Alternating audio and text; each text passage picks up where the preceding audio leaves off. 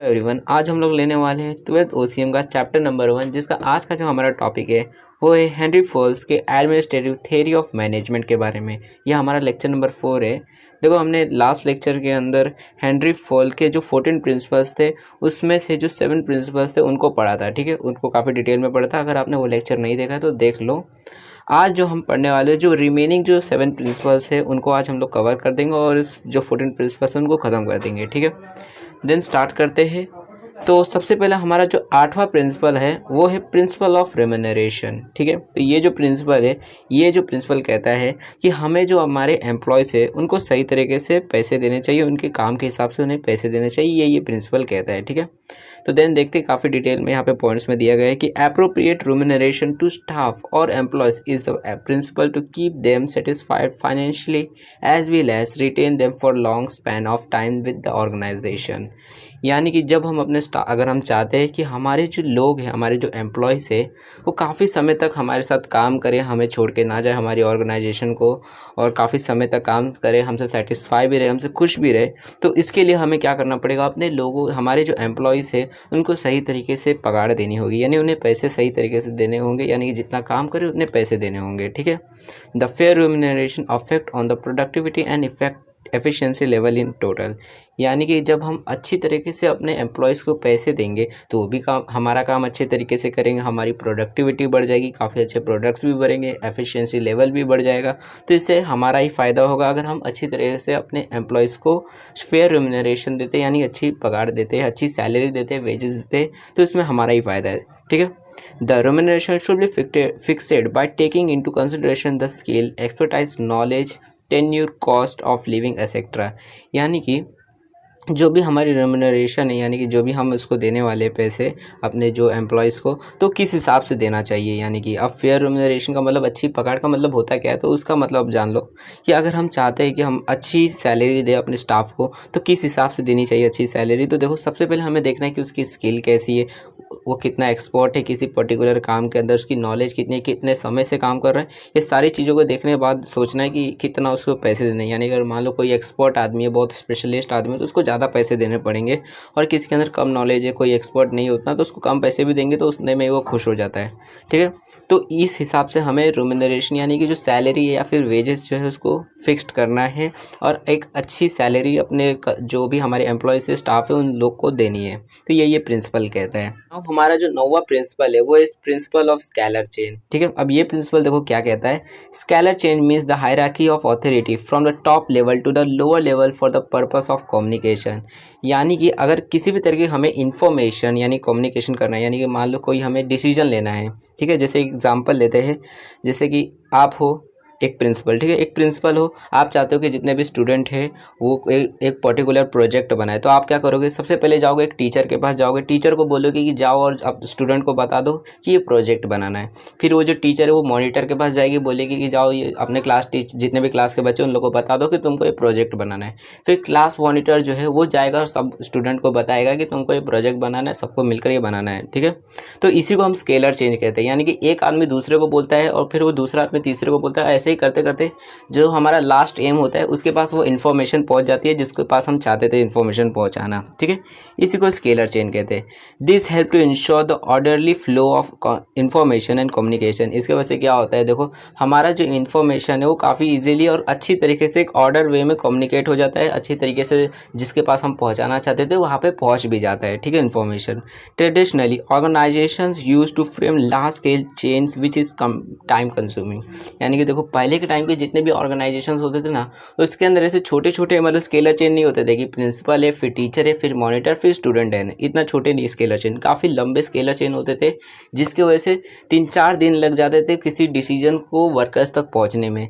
और फिर 3-4 दिन बाद जब उनके पास कोई मतलब मान लो कि कोई 3-4 दिन बाद कोई डिसीजन वर्कर्स के पास आता था, तो वो ये समझते थे कि 3 दिन पहले ये नया रूल बना है, अब इसको हमें फॉलो करना है। तो ऐसे काफ़ी लंबा प्रोसेस हो जाता था।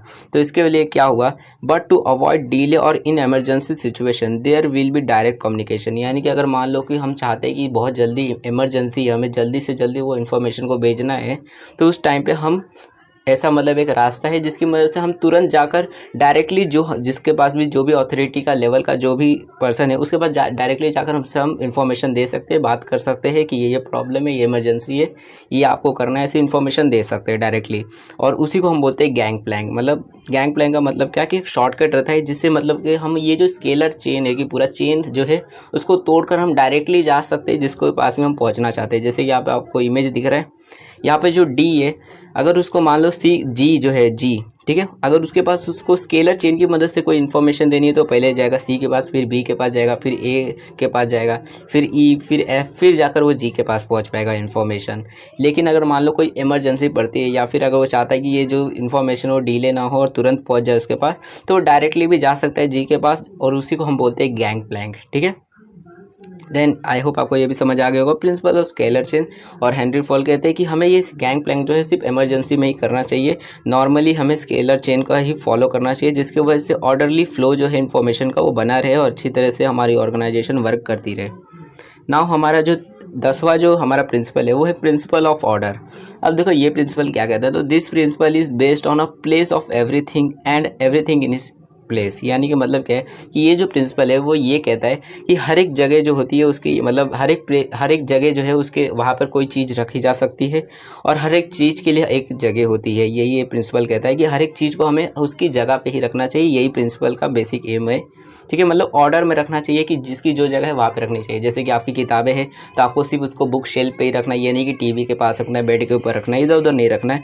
उसी को हम यही मतलब प्रिंसिपल का बेसिक एम है कि हमें हर एक चीज़ ऑर्डर में रखनी है। ठीक है, human resources and material should be in the right place at the right time for maximum efficiency. यानी कि जितने भी ह्यूमन रिसोर्सेज, यानी कि मान लो जैसे एक मैनेजर है तो उसको अपने एक ही पर्टिकुलर कैबिन में हमेशा रहना चाहिए कि अगर मान लो कोई आता भी है उसे ढूंढने के लिए कि मैनेजर बताओ किधर है, तो लोग बता सकते हैं कि उधर है मैनेजर, नहीं तो वो ढूंढते ही रह जाएगा दिन भर कि मैनेजर किधर है किधर है किधर है, तब जाकर उसको मिलेगा। ठीक है, और साथ ही साथ जो मटेरियल है यानी सामान है, जैसे मान लो कोई फाइल है या फिर कोई मशीन है, कोई टूल है, तो उसके लिए भी एक पर्टिकुलर शेल्फ बनना चाहिए या फिर कोई एक पर्टिकुलर जगह होना चाहिए जहाँ पर वो हमेशा रहे, एक मतलब जब भी किसी को ज़रूरत पड़े तो जाकर वहाँ से ले सके। ठीक है, तो ये ऐसा होना चाहिए। इस यही मतलब बेसिकली इस प्रिंसिपल का कहना है कि हमें हर एक चीज़ ऑर्डर में रखनी है। ठीक है, the principle focused on the proper utilisation of physical and human resources. यानी कि ये जो प्रिंसिपल है इसका फोकस इसी के ऊपर है कि हमें जो फिजिकल और ह्यूमन रिसोर्सेज उनको अच्छी तरीके से यूटिलाइज करना है पूरा। यानी कि मान लो जैसे एक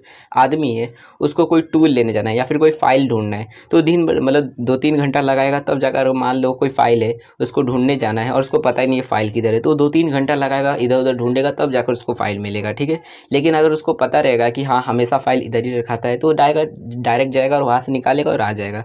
तो इसकी वजह से क्या होगा, टाइम भी बचेगा और ज़्यादा एफिशिएंसी बढ़ सकती है, तो फुल यूटिलाइजेशन होगा ह्यूमन रिसोर्सेज का। तो यही इसका बेसिक एम होता है प्रिंसिपल ऑफ ऑर्डर का। ठीक है, नाउ हमारा जो 11th प्रिंसिपल है वो है प्रिंसिपल ऑफ इक्विटी। अब ये प्रिंसिपल क्या कहता है, तो देखो management should be fair as well as friendly to the subordinates when dividing the work, delegating the authority, deciding the monetary term etcetera.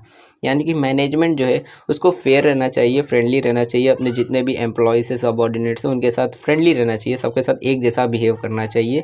कभी मान लो जैसे कि अब 2 लोग हैं तो 2 लोग को अगर काम बांटना है हमें कि दोनों को काम देना है हम लोग को, तो इक्वली दोनों को डिस्ट्रीब्यूट करना चाहिए काम। ये नहीं कि एक को ज़्यादा देना चाहिए एक को कम देना चाहिए, कि एक मेरा दोस्त है इसलिए उसको कम काम दे रहा हूँ, एक मेरे को पसंद नहीं उतना इसलिए उसको ज़्यादा काम दे रहा हूँ, तो ऐसा नहीं करना चाहिए, फेयर रहना चाहिए, यही प्रिंसिपल कहता है। ठीक है, इक्विटी दिखानी चाहिए, इक्वलिटी दिखानी चाहिए। There should not be any discrimination between the employees. यानी कि हमें डिस्क्रिमिनेशन नहीं करना है, भेदभाव नहीं करना है एम्प्लॉयज़ के बीच में कि ये मेरे को पसंद नहीं है इसलिए मैं इसके साथ बिहेव नहीं अच्छे से करूँगा, उसको जाकर रोज़ चिल्लाऊंगा डांटूंगा, थोड़ा बहुत भी गलती करेगा तो बहुत सुनाऊंगा, ऐसा नहीं करना है। ठीक है, यही बोल रहा है ये principle. The employees working on the same level but in different department should be paid same wages. यानी कि 2 लोग हैं, अगर 2 लोग हैं जो एक ही पोस्ट पे है, एक ही मतलब एक ही जैसा काम करते, तो उन दोनों को हमें सेम वेजेस देने चाहिए। यानी कि सेम सैलरी जो भी उनके बनता है पैसे वो सेम देने चाहिए, एक ही जैसे देने चाहिए, भेदभाव नहीं करना चाहिए कि मान लो एक लड़का एक लड़की है तो दोनों को अलग अलग पैसे दे रहे, तो ऐसा नहीं करना है। ठीक है, this equity will help in avoiding conflict in the organisation. इसकी वजह से क्या होगा, जब हम सबसे इक्वली बिहेव करेंगे, सबसे अच्छी तरह से बिहेव करेंगे, तो इसकी वजह से झगड़ा झुगड़ी नहीं होगा कि सबसे हम अच्छी तरह से बात करेंगे तो लोग भी हमारा काम अच्छे से तरीके से करेंगे और झगड़ा झुगड़ी भी नहीं होगा।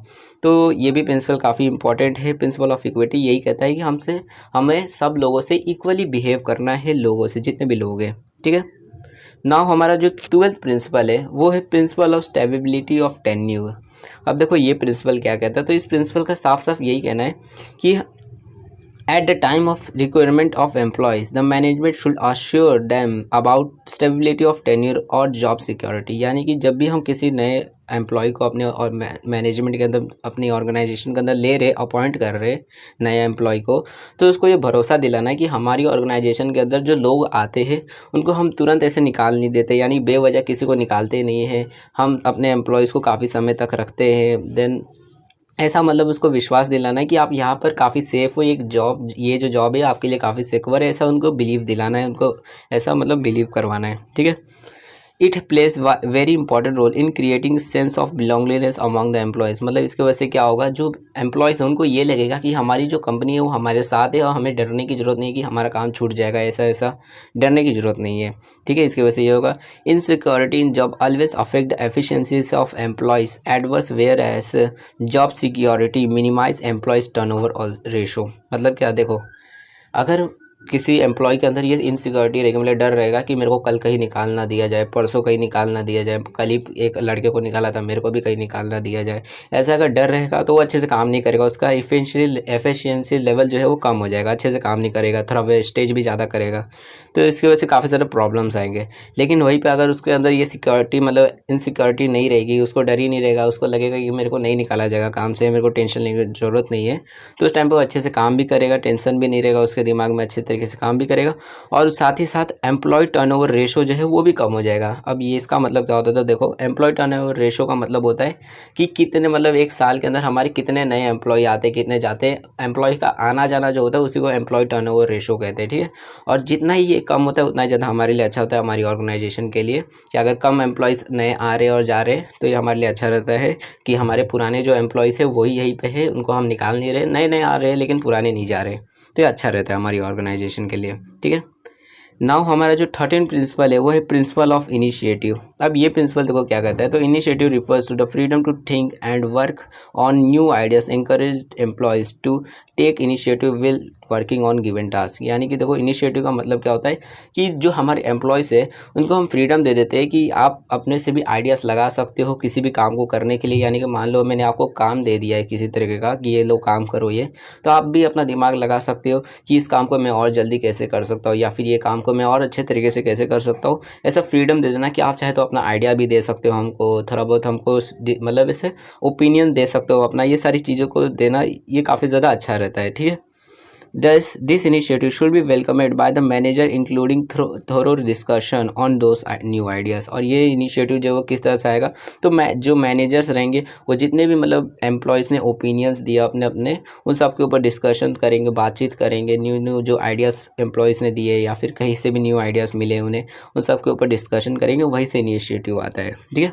It also help in creating healthy organisational culture. इसकी वजह से क्या हुआ, देखो एम्प्लॉयज़ को जब हम रिस्पेक्ट दे रहे हैं, क्योंकि अब हम एम्प्लॉय से पूछ रहे तो आप बताओ आपको क्या लगता है हमें ये काम कैसा करना चाहिए, हम एम्प्लॉयज़ से पूछ रहे हैं इस तरह से, तो उनको क्या लगेगा कि हमें रिस्पेक्ट मिल रही है, इज्जत मिल रही है, तो इसकी वजह से क्या वो अच्छी तरीके से काम करेंगे, उनको लगे हमें काफ़ी ज़्यादा यहाँ पे इज्जत मिलती है, तो वो ज़्यादा समय देंगे, ज़्यादा समय तक हमारे ऑर्गेनाइजेशन में भी रुकेंगे और साथ ही साथ अच्छे से काम भी करेंगे, तो एक हेल्दी इन्वायरमेंट बन जाएगा, कल्चर बन जाएगा हमारे ऑर्गेनाइजेशन का। ठीक है। तो इसलिए ये भी प्रिंसिपल काफ़ी इंपॉर्टेंट है और इसका मतलब यही है कि हमें अपने ऑर्गेनाइजेशन के अंदर एम्प्लॉयज़ को भी मौका देना चाहिए कि वो भी अपनी ओपिनियन दे सकते हैं, आइडियाज़ बता सकते हैं, और हमें कभी कभी उसे फॉलो भी करना चाहिए अगर हमें वो आइडिया सही लगता है तो। ठीक है। नाउ 14 जो हमारा लास्ट प्रिंसिपल है वो है प्रिंसिपल ऑफ एस्पिरेटेड क्रॉप्स। इसका मतलब क्या होता है, तो इसका मतलब होता है टीम वर्क। यानी कि हमें जो हमारी ऑर्गेनाइजेशन है वहाँ पे लोगों को टीम वर्क में रखना चाहिए, एक साथ मिलजुल के काम करना चाहिए। ठीक है। तो Henry fall has given emphasis on team work, aspirated crops means union is strength. मतलब क्या है कि देखो हेनरी फॉल जो है वो टीम वर्क के ऊपर ज़्यादा फोकस करते हैं, क्योंकि उनको लगता है कि जब लोग काम करते हैं एक साथ मिलजुल कर, यानी कि टीम वर्क में काम करते हैं, तो ज़्यादा अच्छे से काम होता है और जितने भी मतलब एकदम डिफ़िकल्ट टास्क होते हैं वो भी अच्छे से हो जाते हैं, ठीक है। तो उनको ऐसा लगता है। और ये जो एस्पिरिट डे कॉर्प्स यानी कि इसका मतलब ही होता है यूनियन इज स्ट्रेंथ, यानी कि लोग जो है वो टीम वर्क जब करते हैं तो वही उनकी ताकत होती है, अच्छे तरीके से वो ज़्यादा काम कर पाते हैं। If all employees are working as a union and with mutual trust the difficulty can be solve quickly, यानी कि मतलब अगर सब लोग जितने भी एम्प्लॉयज़ है वो एक साथ मिलजुल के काम करेंगे, यूनियन बना के काम करेंगे, एक दूसरे को भरोसा करेंगे, तो ऐसा इस वजह से क्या होगा, यहाँ पर अगर सब मिलजुल के काम करेंगे तो जितनी भी मुश्किल, अगर कोई मुश्किल भी टास्क होगा, कोई मुश्किल प्रॉब्लम भी होगी तो उसको आसानी से सॉल्व कर लेंगे सब मिलजुल के, ठीक है। तो इसलिए हमें मिलजुल के रहना चाहिए, ये प्रिंसिपल कहता है। Therefore as a leader manager should create a spirit of team work and understanding among employees to achieve organisational goal easily. कि अब इसका मतलब क्या कि देखो जो मैनेजर्स हैं, क्योंकि वो लीडर है उस पूरे ऑर्गेनाइजेशन के, यानी कि जितने भी एम्प्लॉयज़ हैं उन सब के लीडर्स हैं, उनको ही मैनेजर को ही बताना है कि एम्प्लॉयज़ को क्या क्या काम करना है। तो इसलिए मैनेजर्स जो है उनको ऐसा करना चाहिए कि जो हमारे जितने भी एम्प्लॉयज़ हैं उन सब के अंदर मतलब टीम स्पिरिट लानी चाहिए कि सब एक दूसरे के साथ मिलजुल के काम करें, और उनके दिमाग में अंडरस्टैंडिंग डाल देनी चाहिए, मतलब दिमाग में भर देना चाहिए कि आप सब जब मिल के काम करोगे तो ज़्यादा अच्छे से काम कर पाओगे, और साथ ही में जितने भी प्रॉब्लम्स होंगे वो भी सॉल्व हो जाएंगे, जिसकी वजह से क्या होगा, हमारा जो ऑर्गेनाइजेशन का गोल होगा वो भी काफ़ी आसानी से अचीव हो पाएगा, ठीक है। तो ये प्रिंसिपल सारे कहते हैं कि हमें एक दूसरे के साथ मिल के रहना चाहिए, एक दूसरे के साथ मिल के काम करना चाहिए, ठीक है। आई होप आपको सारे जितने भी प्रिंसिपल्स है वो समझ आ गए होंगे। अगर आपको कोई भी डाउट होता है तो आप लोग कमेंट सेक्शन में पूछ सकते हैं, कोई भी प्रॉब्लम है तो आप लोग कमेंट सेक्शन में लिखो क्या प्रॉब्लम है आपको, एंड देन चैनल को सब्सक्राइब कर लो ऐसे ही और वीडियोज़ को देखने के लिए। वीडियो को लाइक कर देना और इस वीडियो को अपने 12th के जितने भी फ्रेंड्स हैं उनको शेयर कर दो। So thanks for watching my video, हम अपने नेक्स्ट वीडियो में मिलेंगे।